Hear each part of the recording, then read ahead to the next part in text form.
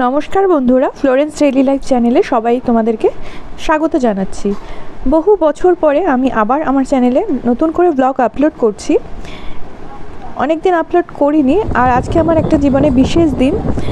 আমার দ্বিতীয় সন্তান আসতে চলেছে এই পৃথিবীতে, তো ভাবলাম সেই জন্য আজকে থেকে আবার নতুন করে শুরু করি। তো দিনটা শুরু করলাম গরম গরম চায় তৈরি করার মাধ্যমে। আর চা ছাড়া আমাদের সকালটা ঠিক অসম্পূর্ণ।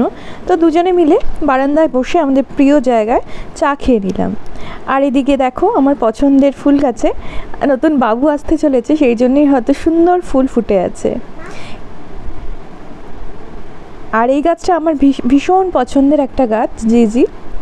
আর এটা হচ্ছে ডিসচিডিয়া, আমার সব থেকে প্রিয় গাছ। আর কারিপাতা গাছটাও বেশ হরা ভরা হয়ে উঠেছে। তো আমার বাগানটা সুন্দর। কি গো, কেমন লাগছে? গুড মর্নিং টি। গুড মর্নিং টি। আজকে তো কোথায় যাচ্ছ? হসপিটাল।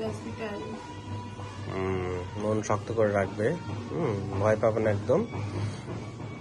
আমি তো আছি পাশে। একদম।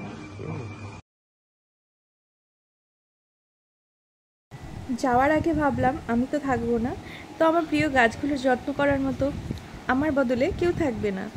অভিও ব্যস্ত থাকবে ওদিকে, আমাকে নিয়েই হসপিটাল দৌড়দৌড়ি করতে হবে। সেই জন্য গাছগুলোতে আজকে যাওয়ার আগে আমি জল দিয়ে গেলাম। আর ওকে বলে গেছিলাম যে 2-3 দিন পর পর যেন একটু করে জল দিয়ে দেয়।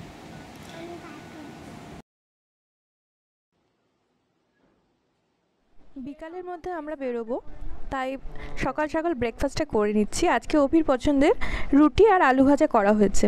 ভাবলাম যে হসপিটাল যাচ্ছি, কখন কি হয়, কি ভালো মন্দ হয়, তো একসাথে দুজনে ভালো একটা সময় কাটিয়ে নিই ওর প্রিয় জলখাবার রেডি করে। তো আমরা দুজনে একসাথে ব্রেকফাস্ট করলাম। আর সাথে কিছু টুকটাক কাজ, যেমন আমি না থাকলে যাতে ওকে অসুবিধা না পড়তে হয়, ওই জন্য কাপড় কেচে মেলে রেখে গেলাম, যাতে ও সব কিছু চাইলে হাতের কাছে পেয়ে যায়, আমার অভাবটা ও যাতে ফিল না করতে পারে। আর পরিষ্কার করতে হবে না, ছাড়ো তো, অনেক করেছো, ছাড়ো, বসো এটা এক জায়গায়।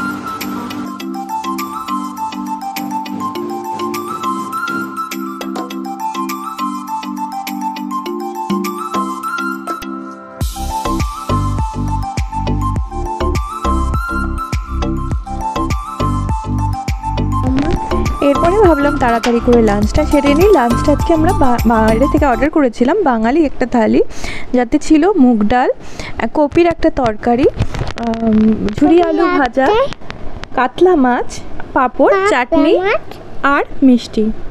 সাথে আমার মেয়ে পাশে বসে আমার সাথে ভয়েস ওভার করছে, তো একটু মানিয়ে নেবেন। আমার মেয়েও খুব ছোট্ট, ওর এখনো 3 বছর হয়নি। দাঁড়াও মাম্মা। আর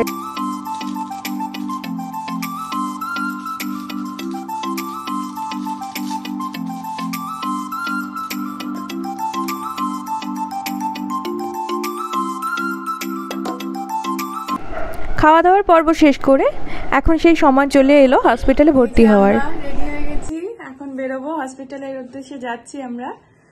তোমরা তো জানোই সকাল থেকে রেডি মোটামুটি ছিলাম। এখন ইচ্ছে ছিল একটু আগে যাওয়ার, কিন্তু ভাবলাম গিয়ে তো সে ভর্তি হয়ে যাব, আর এই যে কালকে তো পুপুকে বের করেই দেব, তো ওই জন্য একটু দেরি করেই যাচ্ছি। আর এখন ওই দিদিরা আসবে, বললো একটু দাঁড়িয়ে যা, ওরাও আসছে, দেখা করে তারপরে বেরোবো। তাই আমি রেডি হয়ে গেছি।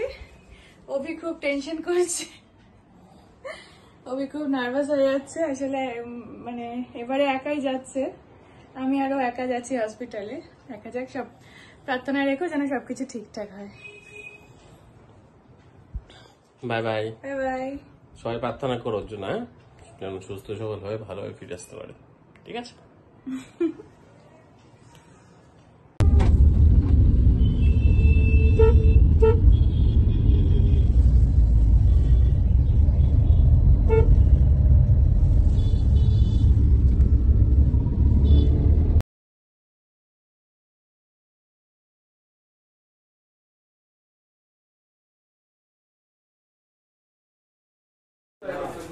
निकलता कब हो गया ऑफिस का ना ज्यादा। আমরা এখানে পৌঁছে গেছি হসপিটালে। এখানে অভি আর দাদা মিলে আমাকে ভর্তি প্রসিডিওর করছে, আর আমি পিছনে বসেছিলাম। আমি টুকটুক করে একটু ভিডিও রেকর্ড করছিলাম, কারণ আমার ইচ্ছে ছিল যে আমি আমার বেবি জন্মের সময় থেকে প্রতিটা মোমেন্টকে ক্যাপচার করব। তো যেমন ভাবা তেমনই কাজ। আর এখানে আমি মানে ওয়ার্ডে চলে এসেছি, ভর্তি হয়েছি, কিন্তু আমার মেয়ে হওয়ার সময় যেরকম সিচুয়েশন হয়েছিল, আমি প্রথমে ভর্তি হয়েছিলাম এক জায়গায়, কিন্তু আমাকে তড়িঘড়ি অন্য জায়গায় শিফট করতে হয়েছিল। আর এই সেকেন্ড বেবি বেলাতেও ঠিক তাই, মানে আমাকে উপরে প্রথমে ভর্তি করা হয়েছিল, কিন্তু তারপরে আবার আমাকে ম্যাটারনিটি ওয়ার্ডে শিফট করা হয় বিশেষ কারণে। তো এখানেই সব প্রসিডিওর চলছে। আর অভি ওখানে আমাকে টাটা করে আমাকে ছেড়ে বাড়ি না, ওই দিন রাতে ওই পাশেই হসপিটালের পাশেই একটা হোটেলে স্টে করেছিল, কারণ কি পরের দিন খুব সকালে আমার ওটি ছিল। আর দেখতে পাচ্ছ এখানে রাতে ডিনার চলে এসেছিল।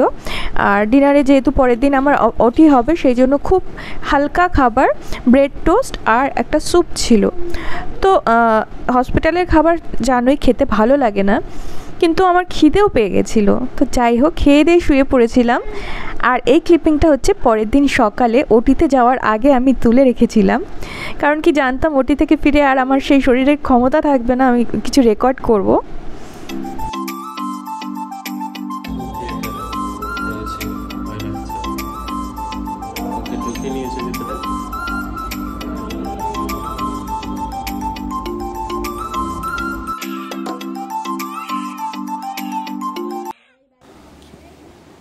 আর এখানে সেই বহু প্রতীক্ষিত আমাদের মুহূর্তটি চলে এসছে, আমাদের একটি ছোট্ট সুন্দর পুত্র হয়েছে। তো বন্ধুরা, আজকে ব্লগটা এখানেই শেষ করছি। বাবুর আরও এরকম ভিডিও নিয়ে আমি এরপরে আমার চ্যানেলে আপলোড করব, তার ইচ্ছায় রয়েছি। দেখা যাক ছোটো বাবু সামলে কত দূর কী করতে পারি। তো বন্ধুরা, সবাই ভালো থেকো, সুস্থ থেকো। পরের ব্লগে দেখা হচ্ছে। বাই।